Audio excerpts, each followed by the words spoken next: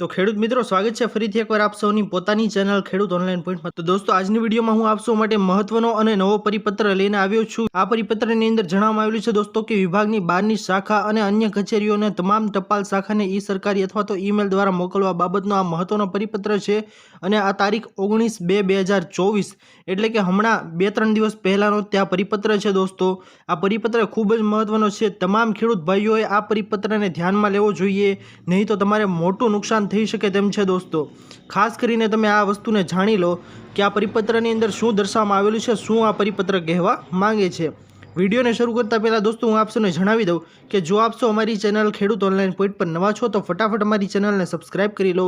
જેના લીધે આવી જ મહત્વપૂર્ણ માહિતી આપસોને આ ચેનલના માધ્યમથી મળતી રહે। તો ચાલો દોસ્તો આજની આ વિડીયોને શરૂ કરીએ। તો દોસ્તો આ પરિપત્રની અંદર સૌથી મહત્વની બાબત દર્શાવવામાં આવેલી છે દોસ્તો કે સરકારશ્રી દ્વારા ઝડપથી નિકાલ, પારદર્શિતા તેમજ કાર્યક્ષમતામાં વધારો થાય તે હેતુસર વિચારધારા અમલમાં મૂકવામાં આવે છે અને તે અંતર્ગત વંચાણ લીધેલ ક્રમ નંબર 1 થી 3 દ્વારા સૂચનાઓ પરિપત્ર કરેલ છે।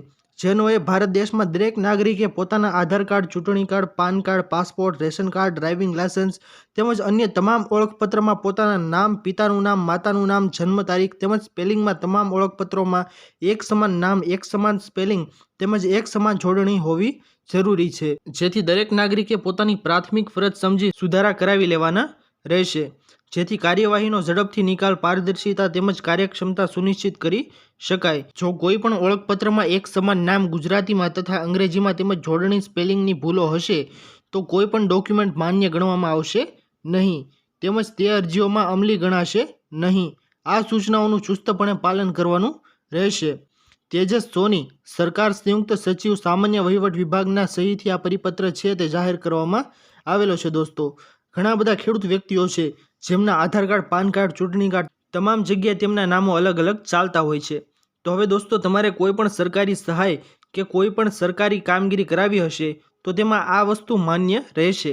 તમારા તમામ અલગ અલગ ડોક્યુમેન્ટ્સમાં તમારું અલગ અલગ નામ ચાલતું હશે, 7/12માં અલગ નામ ચાલતું હશે, રેશન કાર્ડમાં અલગ નામ ચાલતું હશે, બેંક પાસબુકમાં અલગ નામ ચાલતું હશે તો તમને સરકારી સહાયો મળવા પાત્ર થશે નહીં તેવું આ પરિપત્ર દ્વારા કહેવામાં આવ્યું છે।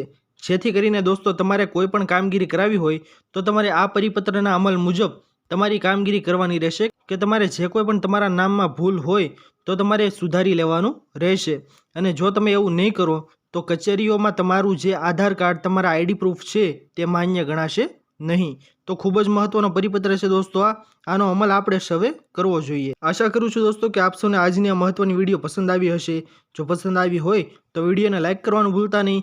ચેનલ પર નવા આવ્યો હો તો અમારી ચેનલ ખેડૂત ઓનલાઈન પોઈન્ટને સબસ્ક્રાઇબ કરી અને બાજુમાં આપેલા બેલ આઇકનને પણ પ્રેસ કરી દેજો, જેના લીધે આવી જ મહત્વપૂર્ણ માહિતી આપશોને આ ચેનલના માધ્યમથી મળતી રહે। તો દોસ્તો મળીએ હવે પછીના વિડીયોમાં, ત્યાર સુધી જય હિન્દ અને વંદે માતરમ।